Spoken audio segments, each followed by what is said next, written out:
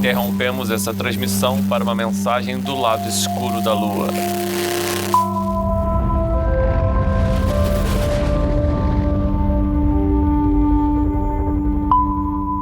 Oi pessoal, André Romianek aqui. Hoje eu tô sem o Didi. Como alguns de vocês devem saber, meu filho acabou de nascer. Então tá sendo bem, digamos, complicado de achar um tempo síncrono junto com o Didi para gravar. Mas como o Fabuloso Podcast é sobre RPG, board games e ocasionalmente sobre espaço, eu entrei no tema e fiquei pensando sobre, me sentindo o Michael Collins. E aí, se você não sabe quem é Michael Collins, você não tá sozinho. Michael Collins foi o terceiro astronauta no grupo da Apollo 11 que foi para a Lua. E a gente não costuma saber muito dele porque quem pousou na Lua foi o Buzz Aldrin e o Neil Armstrong. E a gente não ficou sabendo dele, porque ele, tadinho, ele ficou na nave, no módulo, no pequeniníssimo módulo, enquanto os dois desciam para a Lua. E mais bizarro ainda, ele deu uma volta na Lua, pelo lado escuro da Lua, e ele ficou totalmente incomunicável por uns 40 minutos no lado escuro da Lua, que ninguém nem sabe o que tem, nem vê nada. E a sensação que eu tô em relação ao podcast é essa, que eu tô aqui sozinho, longe de tudo. Mas eu descobri recentemente que o Michael Collins, que todos eles, quando foram para Apollo 11, quando eles subiram, eles levaram fitas, né, para gravar. E a sacação que eles tiveram foi, peraí, já que a gente tá levando fita em branco, por que a gente não leva elas com música e aí depois a gente usa elas, né? Então eu sei que o Michael Collins, nesse tempo, ele ficou ouvindo música. Dá até para descobrir quais foram as músicas que ele ficou ouvindo, mas ele não estava totalmente sozinho, assim. Tô falando isso porque no meio dessa jornada agora de ter filho, quem tem filho sabe disso, é muito trabalho, né? Tem muita coisa para fazer, mas também rola muito tempo livre às vezes, assim. Ele dorme, fica dormindo, você já fez tudo para fazer, só que são tempos interrompidos. Então você tem, de repente, você tem 20 minutinhos que você não tem absolutamente nada para fazer. Então, já prevendo isso, porque não é o meu primeiro filho, né? Eu tenho uma filha mais velha. Eu separei uma mesinha no canto da sala, uma mesinha livre de invasores, de crianças e gatos. E eu montei ali um joguinho, que toda hora que tinha um tempozinho livre, eu ia ali, parava e eu fiz uma espécie de partidas assíncronas comigo mesmo, né? Eu podia parar, jogava um pouquinho e aí, opa, interrompido, vamos lá. Tô falando isso porque, ironicamente ou adequadamente, essa jornada solo de hoje vai ser solo mesmo. E aí eu pensei da gente começar por um jogo que é estritamente solo. É um jogo chamado Under Fallen Skies, um jogo de alocação de dados que ele é para ser jogado única e exclusivamente com um jogador. Então, a jornada mais solo das jornadas solas. Então, bora nessa.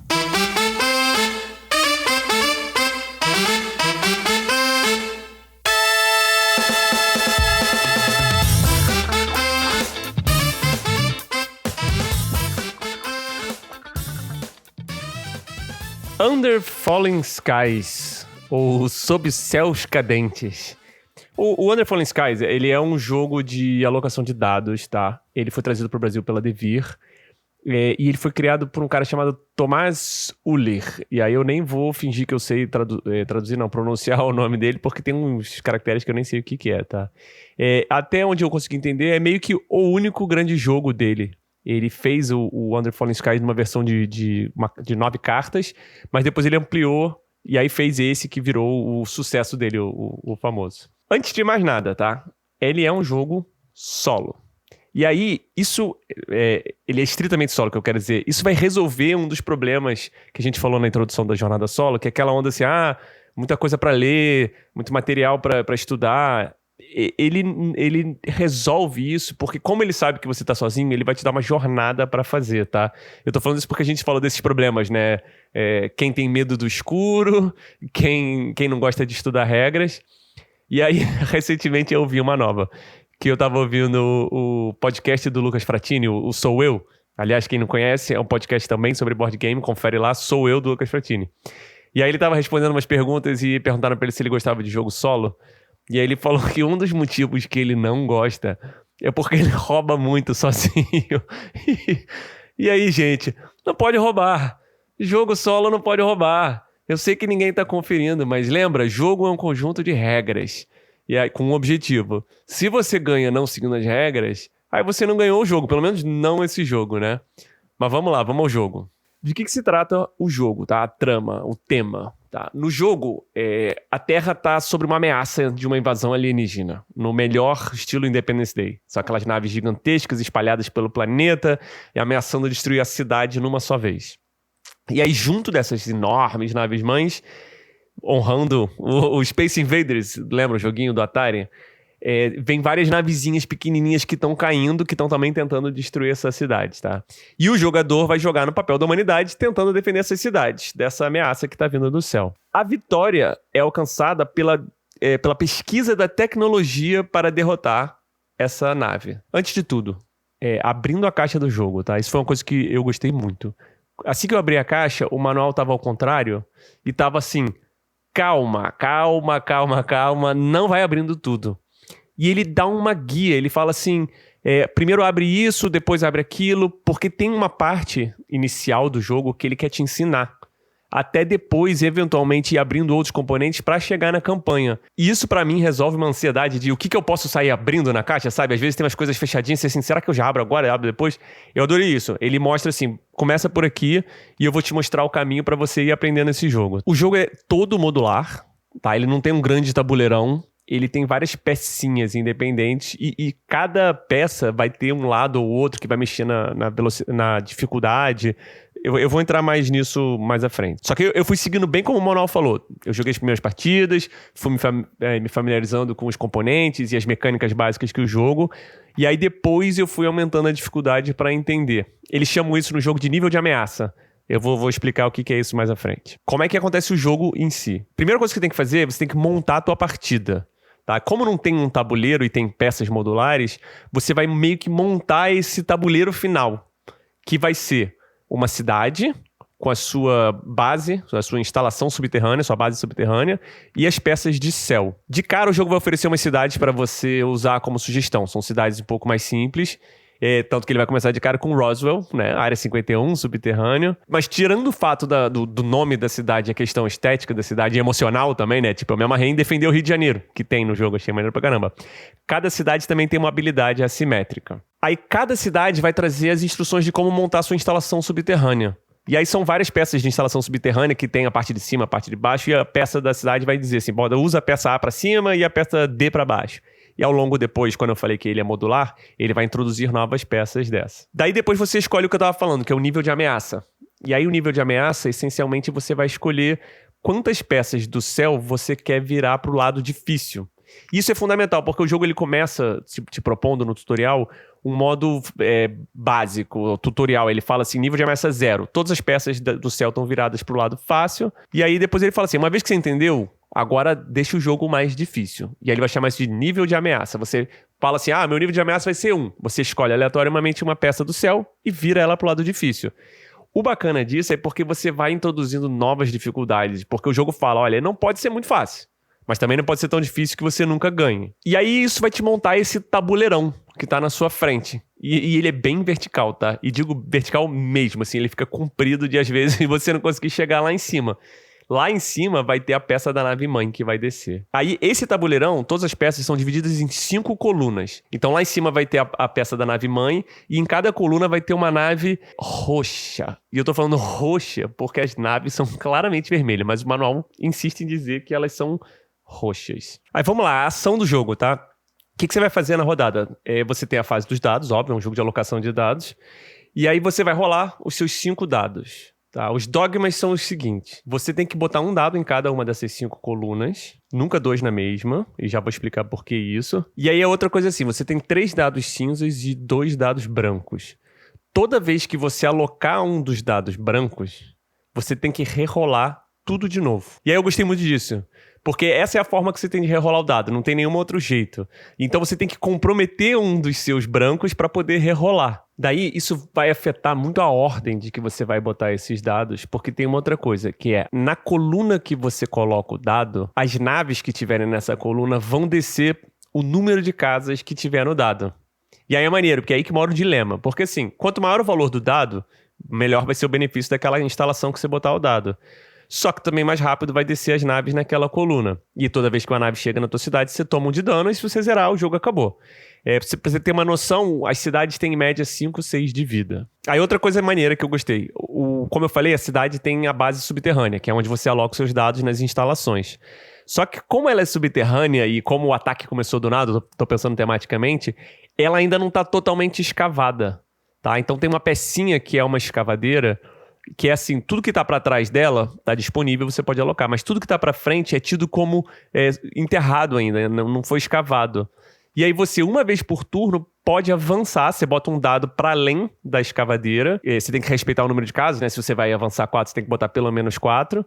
E aí na próxima rodada a escavadeira vai andar e essas pecinhas vão estar disponíveis. Daí, para piorar, as navezinhas, quando elas descem, né? Você botou um dado, aí ela desce, tem umas casas nas peças de céu que tem efeitos. Tá? Alguns efeitos são razoavelmente simples, tipo, ela cai ali, ela tem que ir para a coluna da esquerda ou da direita. Mas tem também uma casinha que faz a nave-mãe descer. E é algo que você realmente não quer. Porque assim, quanto mais a nave-mãe baixa, mais rápido, né, menor fica esse céu, mais rápido as naves chegam. E quando a nave-mãe chega numa altura específica, o jogo simplesmente acaba, a nave solta o raio, explode a Casa Branca e... Enfim, pra te ajudar, tem umas casas que tem umas explosões com os números embaixo. E sim, óbvio, seria maravilhoso se quando as naves parassem ali, elas simplesmente se explodissem. Mas não é isso. Quando elas estão ali, elas estão vulneráveis ao ataque do caça. Mas então vamos para as instalações. No geral, você bota um dado em uma instalação e faz uma ação e paga o custo e tem um modificador. O custo vai ser sempre a energia, que é a moeda do jogo. E as cidades costumam ter 6 a 8 de energia, tá? Você paga esse custo, aí se tiver algum modificador nessa casa, você transforma o valor do dado para aquilo e faz a ação da instalação. As instalações básicas são os caças de ataque que eu falei, as usinas de energia, as baterias antiaéreas e os laboratórios de pesquisa. As usinas de energia são as mais diretas. Você bota um dado ali, aplica o modificador, se tiver, e ganha esse valor em energia. A primeira coisa que eu esqueci de falar, as instalações podem ser resolvidas em qualquer ordem. Você escolhe a melhor ordem, então, porque às vezes você vai querer gastar energia e aí fazer uma ação e depois ganhar energia de novo, porque você nunca pode ganhar mais energia do que o máximo da base. Para ganhar a partida, a base tem que avançar numa trilha de pesquisa até o topo dela. Aí acho que tematicamente isso é a humanidade descobrindo as tecnologias novas. É quando o Will Smith e o Jeff Goldblum botam lá o vírus na nave-mãe, né? Descobrem a sacação. E essa trilha de pesquisa, ela tem umas casas com números. E aí para você avançar, você precisa ter o dado em uma instalação de pesquisa com pelo menos aquele número. Mas é bacana que você pode conseguir um número maior. Então, por exemplo, se as primeiras duas casas é 3 e 3 e você numa botou 6, você já pode pular essas duas primeiras casas. Até aí tudo bem, tudo tranquilo. Só que tem umas casas de valor de pesquisa que é acima de 6. E aí começa. Porque algumas instalações de pesquisa têm modificador que aumenta o valor do dado. Vai ter um preço de energia mais caro, custa 1 de energia, custa 2 de energia, e vai dar um mais 2. Então você conseguiria resolver uma casa que você bota um 6 e bota mais 2 e consegue esse 8. Só que tem casas que é 10, 12. E aí tem umas instalações de pesquisa que são duplas. Porque normalmente você não pode ter duas instalações de pesquisa e somar o resultado delas. Você tem que fazer uma instalação de pesquisa, ação completa dela. Depois a outra ação da instalação de pesquisa. Então essas casas duplas conseguem fazer numa só tacada avançar uma casa 12. Só que, claro, essas instalações duplas, elas estão lá embaixo da base. Então você ainda vai ter que escavar elas antes. As casas de caça é a nossa frente de ataque. Quando você aloca um dado ali, você pode destruir todas as naves que estiverem em cima das casas com as explosões. Claro, só se o número for igual ou maior ao que tiver lá com o modificador aplicado. Como eu falei antes, igual na pesquisa, tem casas de explosão que é tipo 7. Então você tem que fazer um modificador para fazer isso. E aí as naves que estão lá nessas casas todas explodem, 1000 maravilhas, tudo acabou, maravilha. Não. Que quando você destrói uma nave roxa, ela volta para a nave mãe. E eu acho assim, tematicamente, é uma ideia de que, de fato, ela explodiu, mas tem muitas naves, estão onda atrás de onda de nave vindo te atacar. Mas assim, independente de como você gerencia os seus ataques, você vai sempre ter 5 naves roxas no céu. As baterias antiaéreas é uma forma que você tem de manipular o valor do dado quando ele não dá muito certo. Elas essencialmente fazem as naves andarem -1. Do valor do dado. Inclusive, se você botar 1, elas não andam. Isso é bonzão. Várias e várias vezes eu usava isso pra tipo assim, tá, o dado não ficou bom, isso aqui, pelo menos eu vou evitar da navezinha cair na casa que faz a nave mãe andar. Tem um outro tipo de instalação também que eles introduzem depois, que são as fábricas de robô. Que é bem maneiro, aí você adiciona um dado azul. E esse dado azul, você pode alocar ele numa instalação qualquer e ele fica ali fazendo aquela ação passivamente.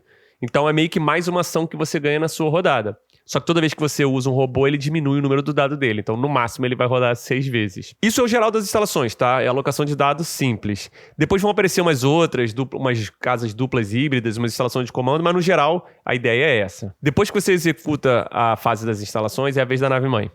E aí a nave-mãe, o que vai fazer? Óbvio, vai descer uma linha. E na maioria das vezes, quando ela desce, tem uma ação associada com essa descida. Às vezes é um dano na sua base, às vezes faz com que todas as naves desçam mais um pouquinho, o que é sinistro. E às vezes ela pode gerar novas naves brancas, já falo o que é. E o pior, pode fazer você recuar na trilha de pesquisa, o que é horroroso, porque às vezes você acabou de resolver um 10ão lá e aí volta. E pode recuar espaço escavado da sua base. E aí é muito cruel. E aí, dependendo de se você, alocou um robô num espaço que ele volta, você perde o seu robô ali. É péssimo. Aí tem uma parada interessante de estratégia. Lembra que eu falei que quando as navezinhas descem, elas podem parar num espaço que faz a nave-mãe descer? Quando isso acontece, a nave-mãe não ativa esse efeito dela que eu falei agora de pode ser mais dano, descer a nave.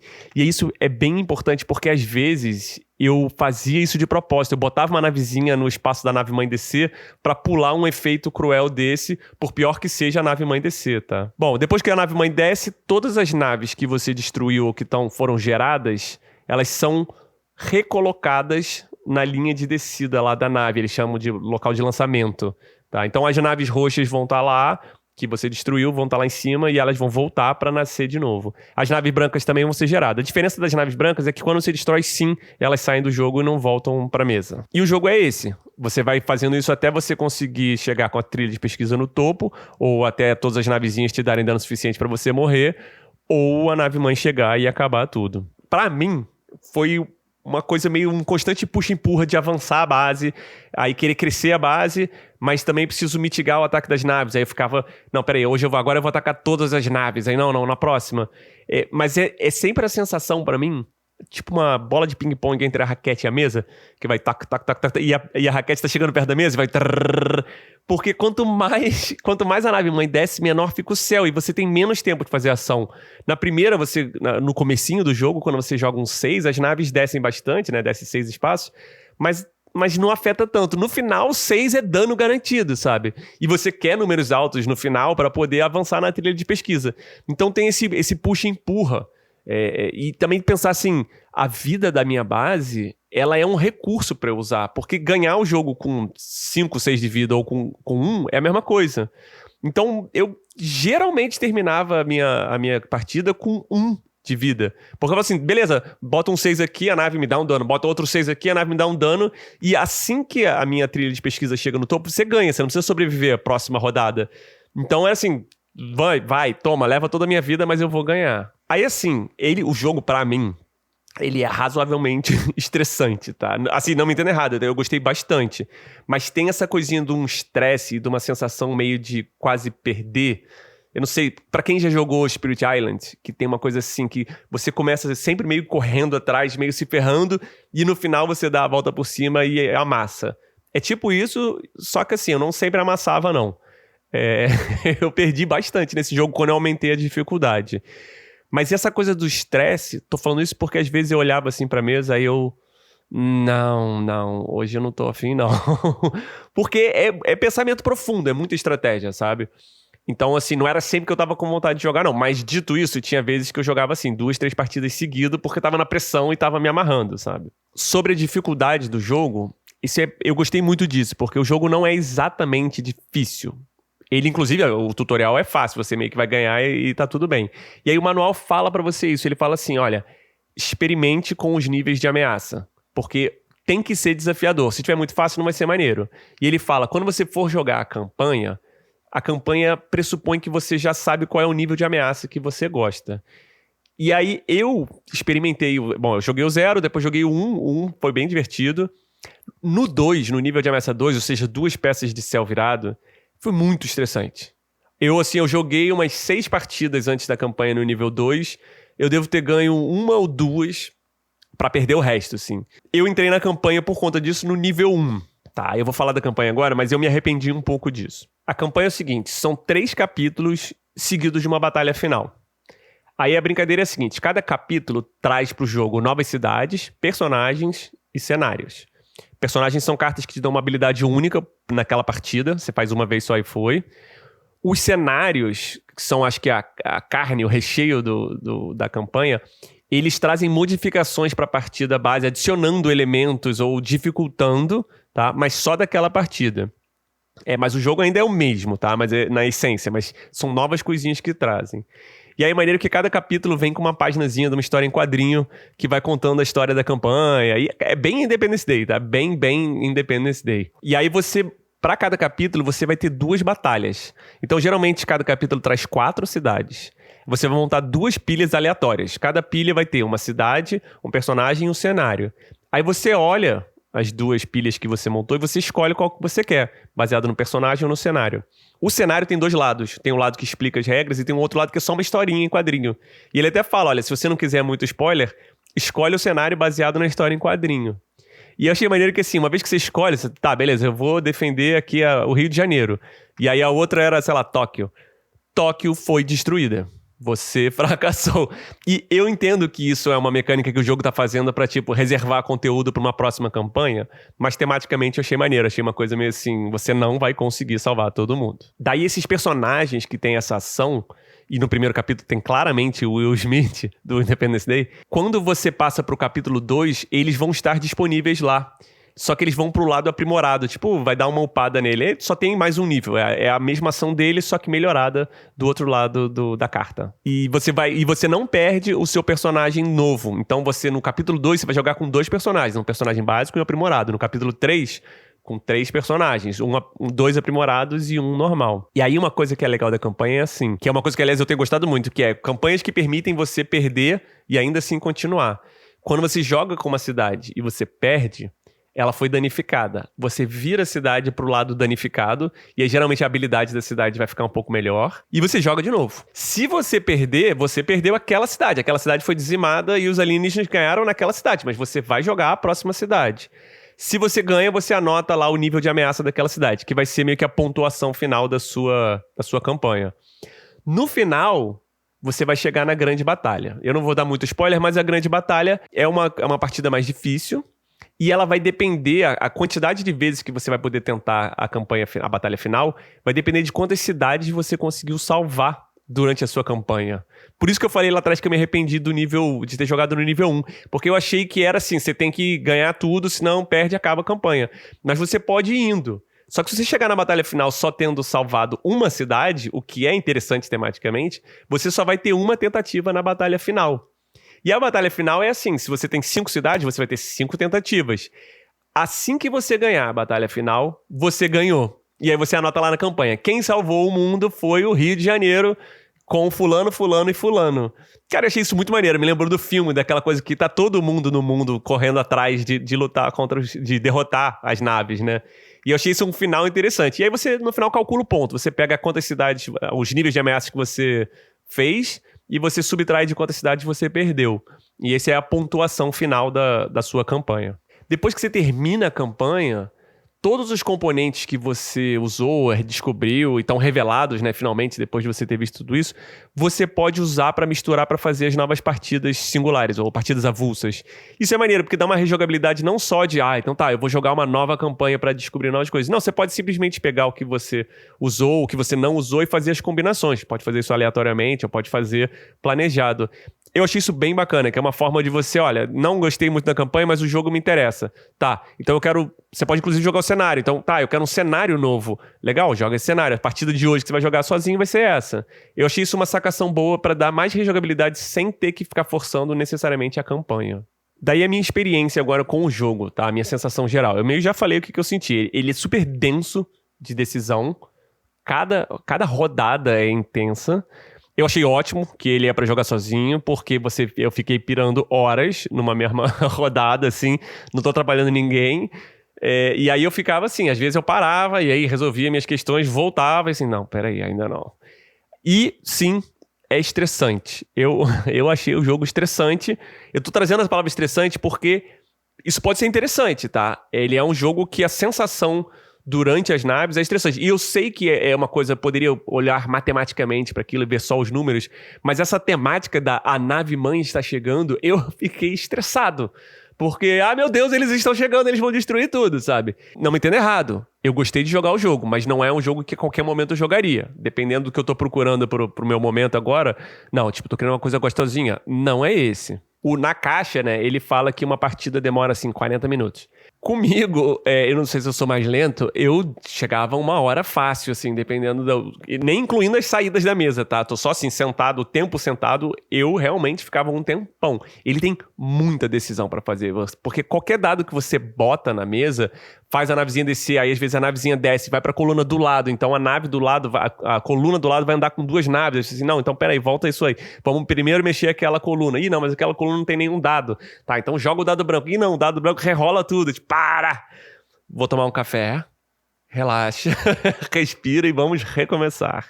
Daí assim, sobre se esse jogo é pra mim ou não, tá, o custo do jogo, quando eu gravei, tava 230, 250. Tá, então não é um jogo caríssimo, mas também não é barato. O que é maneiro de um jogo solo é que se ele vai ver mesa ou não, é contigo. Você não depende de mais ninguém. Mas é importante você saber se o jogo bate com você. Aí eu fiquei pensando que em vez de eu dar uma nota, como é o geral, né? Tô pensando bem naquilo que a gente falou dos arquétipos. Eu vou tentar fazer uma avaliação desse jogo pelo ponto de vista dos arquétipos. Eu sei que eles não estão prontos ainda, mas vamos tentar fazer isso, porque aí vai fazer mais sentido do que falar assim, eu adorei o jogo. Tá, mas vai que você não tem nada a ver comigo. Nosso gosto não é nada compatível. Então, eu fiz um esqueminha de uma escala baixa, de 0 a 4 pontos. Que é assim, 0, esse jogo não me interessa. E aí, me aqui, né, eu não sou eu, é o arquétipo. 1, esse jogo tem alguma coisa pra mim, mas não é o suficiente, eu não sei se eu jogaria de novo. 2, me divirto, jogaria ocasionalmente.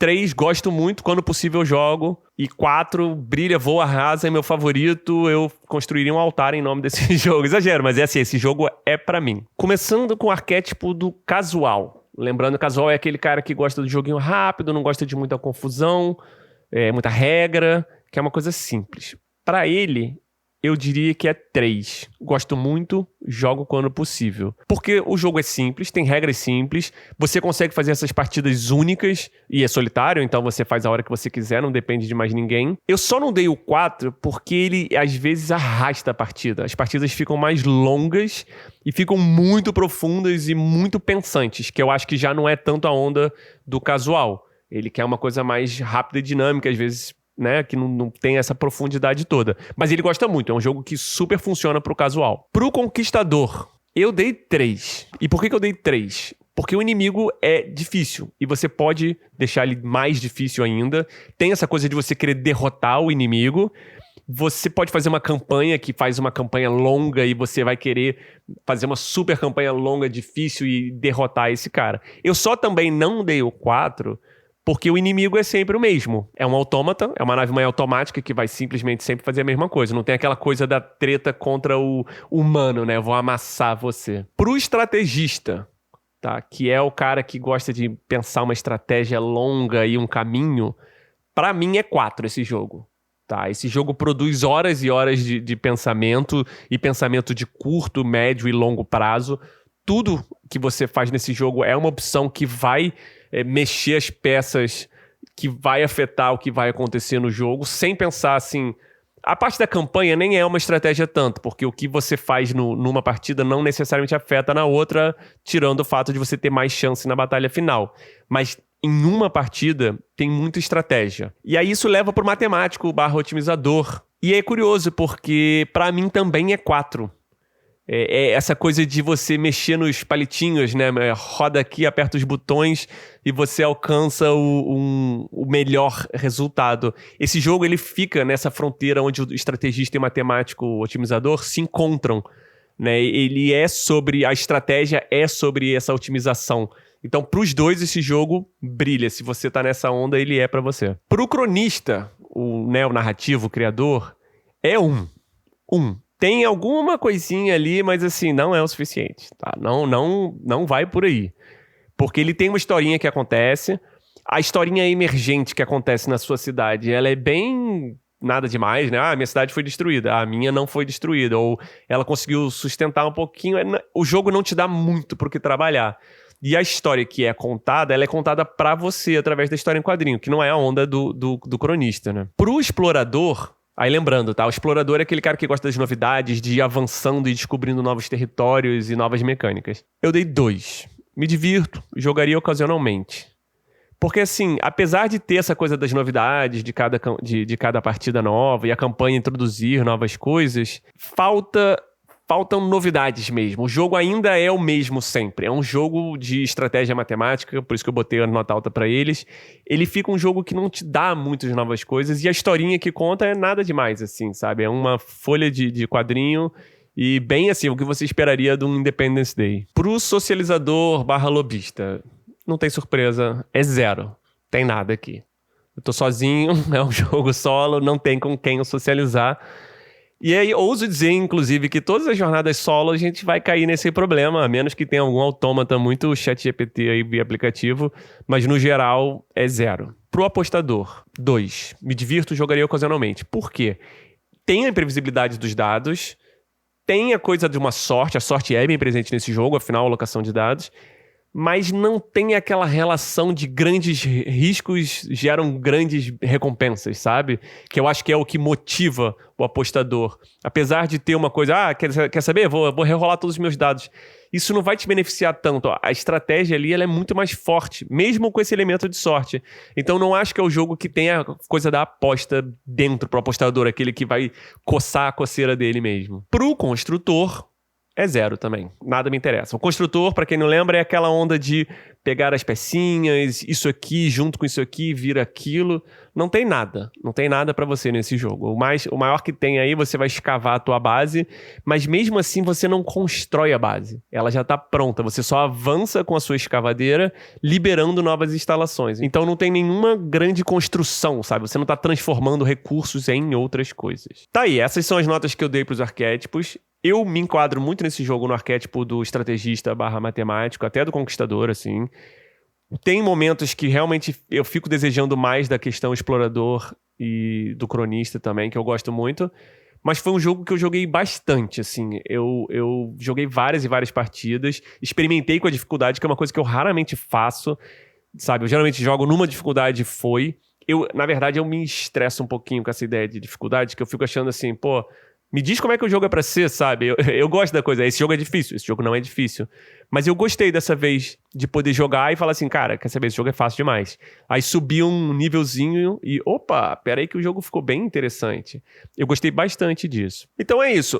Eu não vou terminar dando de um sim ou um não, vale a pena ou não vale a pena, porque eu acho que vale muito mais a pena a sua identificação com os arquétipos e o que eu falei do jogo. Esse é o jogo. Eu tentei explicar mais sobre o jogo do que falar a minha relação com ele.